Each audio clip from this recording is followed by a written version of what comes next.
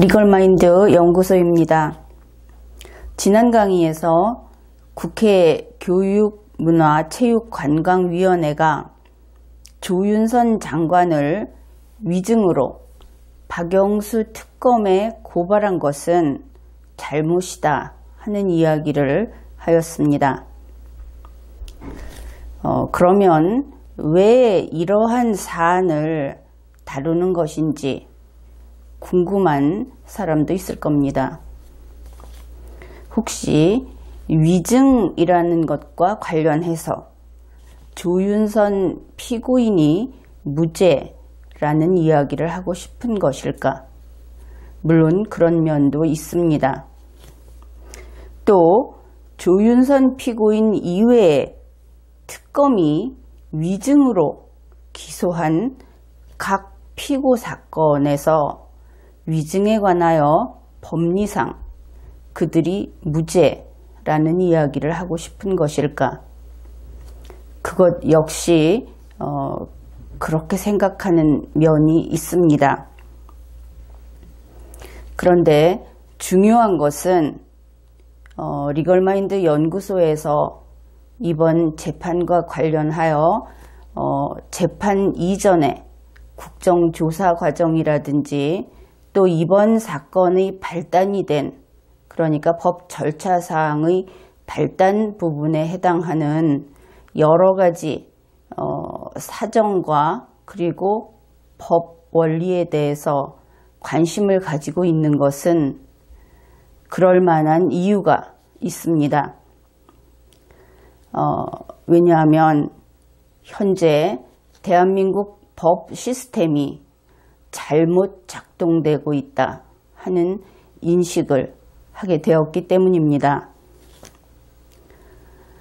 그것은 국회가 헌법을 위반하고 국회가 특검의 손을 빌어 부정의를 행하고 있는 것, 다시 말해서 위법을 행하고 있는 것, 바로 그것을 가리킵니다. 결국 2016년에서 현재 2017년에 이르기까지 대한민국 법 시스템을 300명에 달하는, 거의 300명에 달하는 국회의원들이 그 구성원으로 있는 국회가, 대한민국의 입법 정부가 이 대한민국 법 시스템을 오작동시켰다 하는 뜻입니다. 여기에서 오작동이란 결국 망가뜨린 것과 같다고 하겠습니다. 다시 말하면 국회가 헌법을 정지시키고 국회가 대통령을 지명하고 국회가 사법정부를 마음대로 조종했다 하는 뜻입니다. 물론 이 문제는 문재인 대통령이 정의로워지면 바로 잡을 수 있습니다. 어떻게 하면 되는가? 문재인 대통령이 소위 촛불 세력을 전력을 다하여 쓸어내버리면 됩니다. 그가 적폐를 이야기하죠. 그런데 2017년 현재 대한민국에서 최악의 적폐는 바로 촛불 세력입니다. 여기에는 촛불 정치인도 포함됩니다. 그러면 문재인이 이것을 해낼 것인가? 그는 이미 대통령이 되었으니까.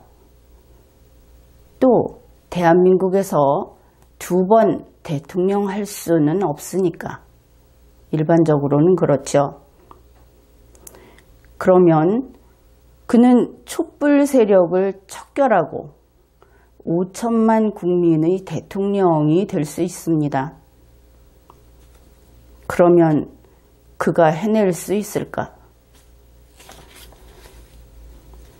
국가 안보가 위기 상태에 놓여 있고, 위기가 아니라 세계인들이 대한민국 국민이 몇십만이 사망할 것이라느니 몇백만이 사망할 것이라느니 하는 이야기가 나올 때 대통령은 바로 우리를 그렇게 죽음의 골짜기로 몰아넣는 김정은과 대화할 수 있다면 무엇이든지 하겠다고 애걸을 하였습니다.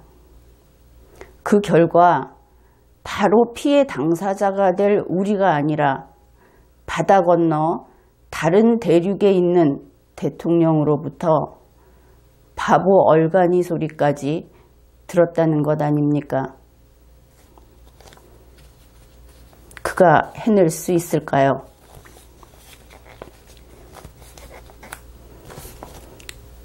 (2016년 12월) 대한민국 국회는 박근혜 대통령 탄핵 소추를 의결했습니다.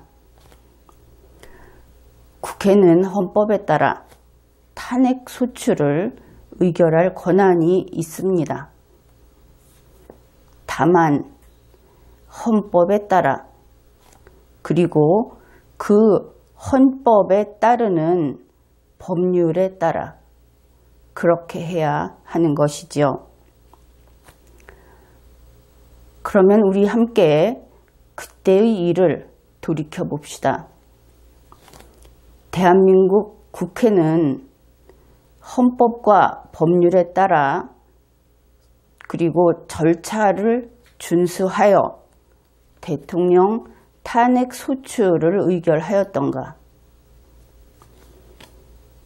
그리고 국민에게 제대로 밝히지도 않고 또 중간에 자기들 맘대로 고쳐 썼던 그 탄핵 소추의 사유를 지금 우리가 태양 아래에서 꺼내놓고 다시 들여다보면 그것은 과연 타당한 것이었던가? 나는 미흡했다고 평가합니다. 전혀 터무니가 없다고 보지는 않습니다. 다만 그들이 모든 것을 부어넣고 역사를 생각하면서 그러한 일들을 했다고는 보지 않고, 또 그들이 단지 능력이 부족해서 그와 같이 미흡한 결정을 내렸다고 보고 있지도 않습니다. 게다가 그들은 대통령 탄핵을 정치적 상승기류라고 인식을 했습니다. 저마다 그 상승기류에 올라타기에 바빴던 것이죠. 지금 그때의 국회 회의록을 펼쳐보면 비굴하게 힘있는 자들에게 합류하려는 그 당시의 시류에 결코 반대하고 있지 않다고 목청을 높이는 그러한 국회의원들을 보게 됩니다. 그들은 헌법과 법 시스템까지 망가뜨렸습니다. 댐에서 어느 한 곳에 구멍이 날 수도 있죠. 그런데 그 구멍이 난 것을 기화로 댐의 일부를 통째로 무너뜨려 버린 것과 같은 것입니다. 물론 이 문제는 300명에 가까운 국회의원이 정의로워지면 바로 잡을 수 있습니다. 그러면 어떻게 해야 할까요? 국회는 대한민국의 헌정사를 통째로 뿌리째 뽑아버리려고 하는 헌법 개정이라고 하는 헌법 붕괴 작업을 즉각 중단해야 합니다. 또한 제19대 대통령 선거가 보궐선거라고 하는 명백한 사실을 인정하고 그 보궐 대통령의 임기가 2018년 2월 24일 0시까지라고 하는 것을 의결로서 확인해 주기 바랍니다. 그리고 2017년 12월 20일 헌법 제68조 제1항의 임기 만료로 인한 대통령 선거를 실시하여 국정을 정상화해야 하는 것입니다. 또한 당장 눈앞에 있는 정기국회 회기 중에 국정감사가 이루어지고 또 이 남은 기간 동안 예산결산 심의가 있을 겁니다. 이것도 아주 중대한 국정 정상화의 기회라고 생각할 수 있는데 이때 헌법과 법률을 위반한 부분을 철저히 밝혀서 시정해야 하겠습니다. 현재 대한민국의 이러한 상당 부분 법 시스템이 망가진 이러한 상태에 이른 것은 바로 통치기관들의 잘못입니다. 통치기관들이 잘못하여 법 시스템이 무너지고 국가가 위기에 처했습니다. 밖에서 다른 나라들이 대한민국을 업신여기는 것은 대한민국의 시스템이 붕괴되고 있기 때문입니다. 적들은 그러한 빈틈을 결코 놓치지 않는 것이죠. 우방이라고 하는 것도 결국은 생존 경쟁의 세계에서 상대방입니다. 적인 것이지요. 그러니 국회는 이번 예산결산 심의 때 2018년 예산을 30% 삭감하십시오. 새로운 사업을 무수히 벌려놓은 문재인 대통령, 지역구 예산을 확보해야 하는 국회의원들, 이게 무슨 소리냐 하면서 결국은 국민을 흔들고 협박하려 들겠죠. 그렇게 되면 계속 사업이 장애를 받게 되고 계속 사업보다 이번에 버려놓은 일이 더 많기는 합니다만 복지 예산이 축소될 것이다. 이렇게 이야기를 할 겁니다. 그러나 그것은 이번에는 효과 없는 협박입니다. 왜냐하면 당신들 통치기관에 소속해 있는 사람들이 이 모든 책임을 떠안아야 하기 때문입니다. 국회와 정부와 법원에서 모든 의자를 다 빼십시오. 이것은 상징적인 이야기가 아닙니다. 모든 공무원은 국가를 이 지경으로 만든 데 책임을 지고 서서 근무하십시오. 이것이 어떤 의미가 있는지는 나의 국회고민이라는 책을 참조하면 될 것입니다. 그때는 사법정부가 국민의 세금을 한없이 퍼주면서 자신들의 책임을 인정하지 못하고 책임지지 않는 모습에 그러한 이야기를 한 적이 있습니다. 그런데 지금은 그때와는 상황이 더욱 나빠졌으니까 삼권에게 다 이러한 이야기를 하는 것입니다. 3개 통치기관은 냉난방도 모두 끄십시오. 그리고 전 직급은 최저임금만 지급하도록 하고, 이것은 지방행정기관도 예외가 아닙니다.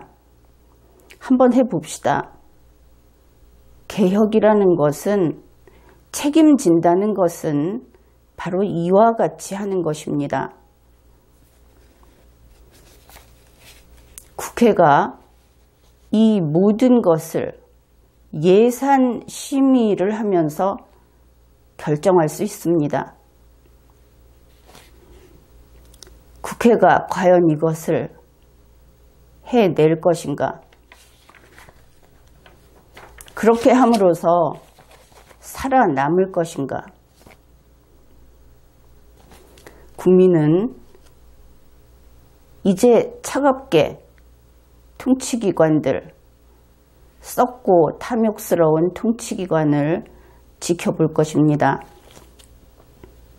그나마 헌법과 법률을 준수하는 통치기관은 사법정부, 즉 법원입니다. 그렇지만 법원은 국회와 정부의 손아귀에서 조종당하고 오작동하는 모습을 보이고 있습니다. 사법정부조차 그 힘이 떨어져 가고 있다는 뜻이지요.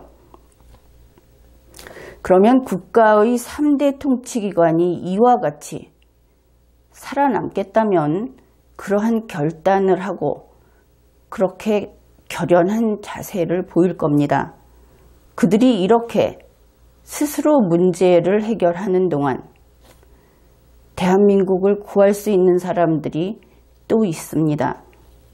아니, 그들이 꼼짝도 하지 않아도 대한민국을 구해야 하고 그 대한민국을 구할 사람은 그들 3개 통치기관이 아닌 다른 곳에 있습니다. 그것은 이 땅의 오피니언 리더들입니다. 전문가들입니다. 그리고 논리적인 사고를 하는 우리 국민들입니다. 이 가운데 실질적인 권력, 즉 파워를 가지고 있는 것은 국민들입니다. 국민 여러분은 현재 대한민국의 상황을 냉철하게 바라보아야 합니다. 여러분은 심판관이 되어야 하고 누군가에게 충성하거나 누군가를 지지하는 사람이 되어서는 안 됩니다. 박근혜 씨가 구치소에 있습니다. 박근혜 씨라고 하면 정말 흥분해서 나에게 따지는 사람들이 있을 것을 알고 있습니다. 박근혜 대통령이라고 부르라, 혹은 박근혜 대통령님이라고 부르라고 요구를 하지요. 그러나 그는 지금 구치소에 수용되어 있는 수용자입니다. 그것이 사실이죠. 말이 나온 김에 박근혜 씨가 사는 길이 무엇이라고 생각하는지 한번 묻고 싶습니다.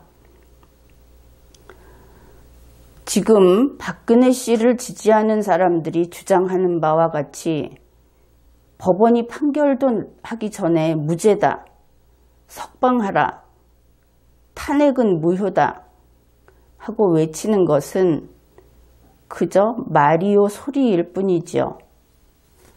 문재인 대통령이 명령을 해서 혹은 검사들이 움직여서 석방을 할 수 있을까요? 또 시위대가 승리를 해서 그가 구치소에서 나올 수 있을까요? 이 모든 것은 비현실적인 일입니다. 박근혜 씨가 밖으로 나올 수 있는 방법은 법원이 공정하게 심판을 하는 그 길밖에는 없습니다.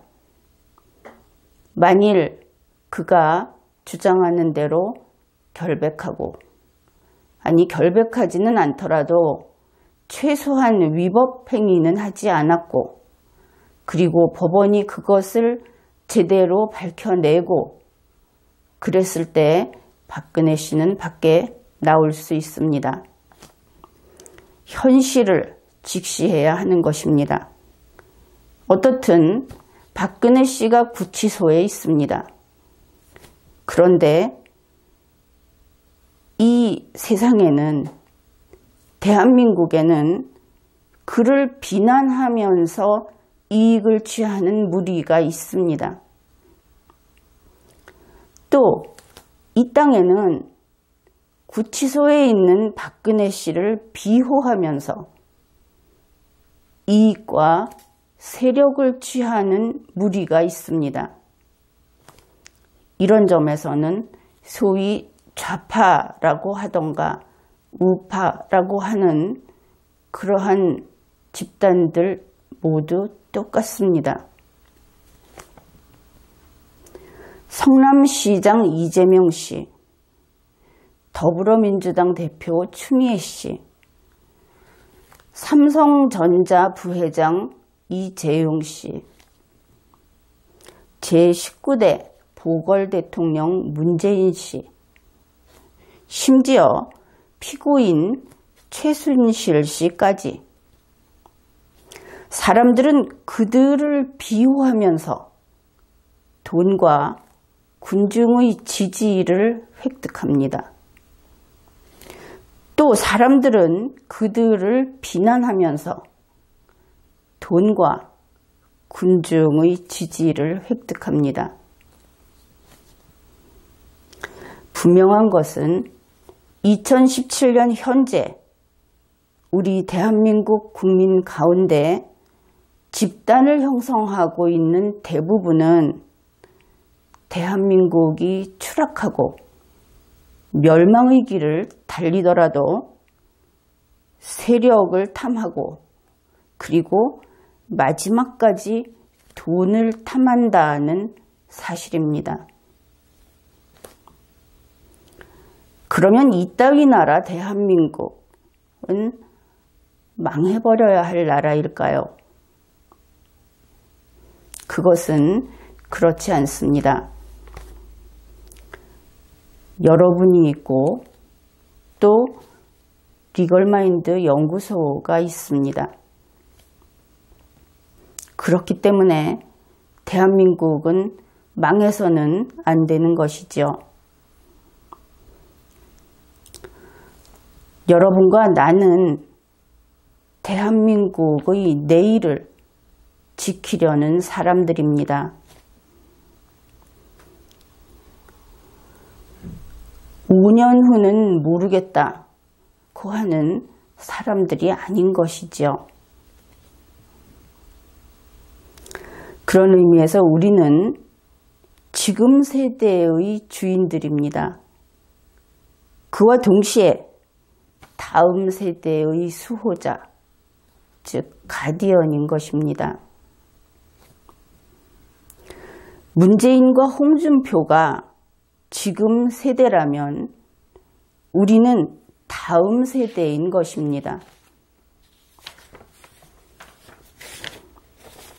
우리는 그들, 바로 그 지금 세대, 그들이 죽고 나서 대를 이을 다음 세대가 아니라 그들이 살아서 눈뜬 채로 마주해야 하는 다음 세대입니다. 바로 그렇기 때문에 국민이 강력한 것이고 국민이 두려운 존재인 것입니다. 국민주권주의, 민주주의로 알려져 있는 국민주권주의는 20세기에 이르러 겨우 현실 세계에서 구현될 수 있었습니다.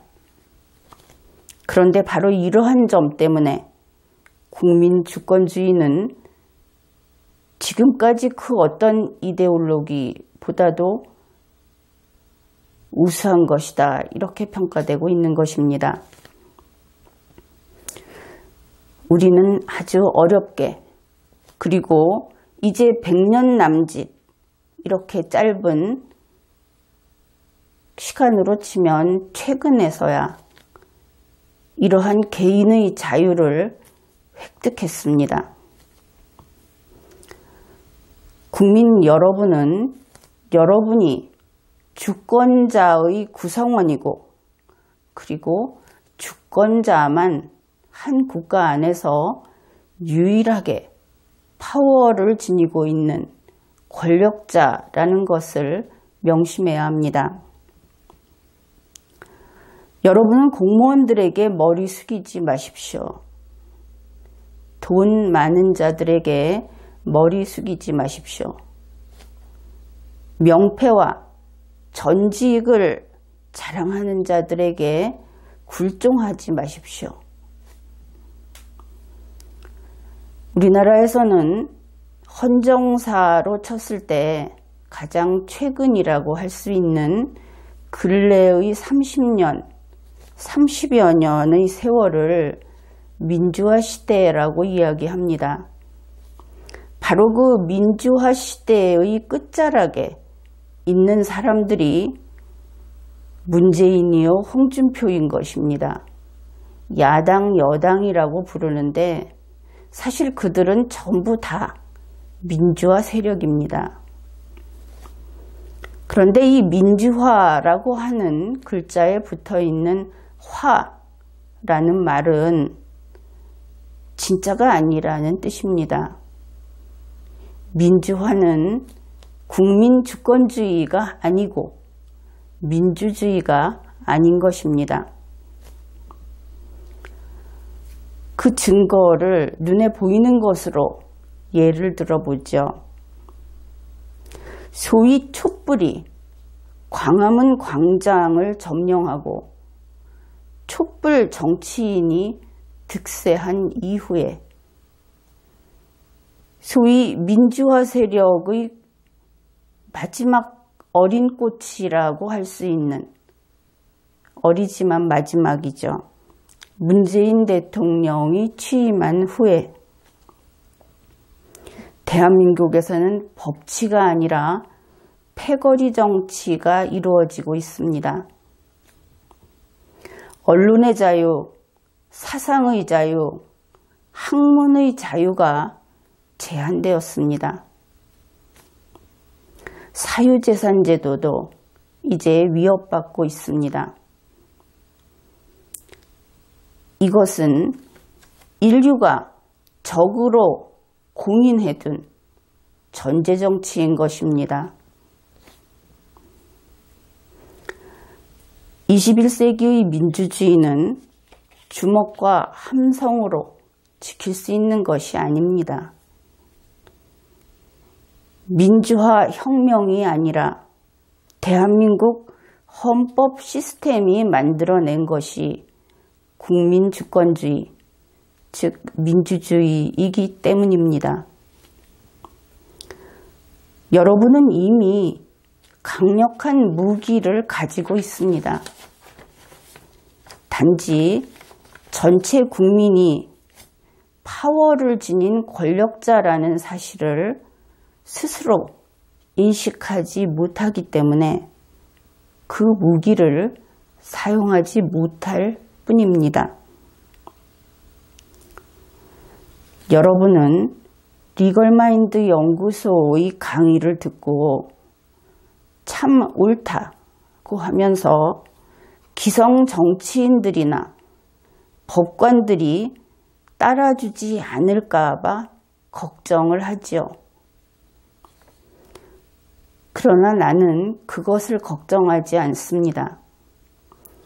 내가 걱정하는 것은 여러분이 이 강의를 제대로 이해하지 못할까 봐 걱정합니다. 중요한 것은 국민 여러분이라는 것입니다. 여러분이 헌법과 법률을 이해하고 여러분의 리걸 마인드가 향상되면 대한민국에 수준 높은 문화가 꽃필 것입니다. 지혜로운 미래 세대가 자라나게 될 것입니다. 현재 대한민국의 곳곳을 둘러보십시오. 어디 문화가 있습니까? 아무리 값비싼 문물이 넘쳐난다고 하더라도 인간 자체가 명예를 모르고 천박하고 그 취미가 저속한데 어떻게 문화가 있다고 하겠습니까? 바로 당신이 140세라고 하더라도 세상을 떠나는 그 순간까지 현역이라는 것을 잊지 마십시오. 이제 갓 성년자가 된 20세의 국민도 마찬가지입니다. 이제 이 나라의 주인으로서 무엇이 옳은가를 이야기합시다. 당당하고 품위 있게 살아갑시다. 우리는 서로 존엄한 인간으로서 상대방을 존중하고 공존을 이루어냅시다. 여러분도 누차 이야기했듯이 더 많은 국민이 리걸마인드 연구소의 강의를 듣고 더 많은 국민이 그들보다 먼저 리걸마인드가 형성된 바로 여러분, 그 여러분의 설명을 듣고 가능하면 그것이 바르게 이해한 것이었으면 하고 바랍니다. 어쨌든 그렇게 되면 우리는 반드시 더 나은 오늘과 그리고 오늘보다 더 나은 내일을 이루어낼 것입니다. 나는 여러분이 보다 현명해지고 보다 강력해지기를 바랍니다. 이번 회에는 여기까지 하겠습니다.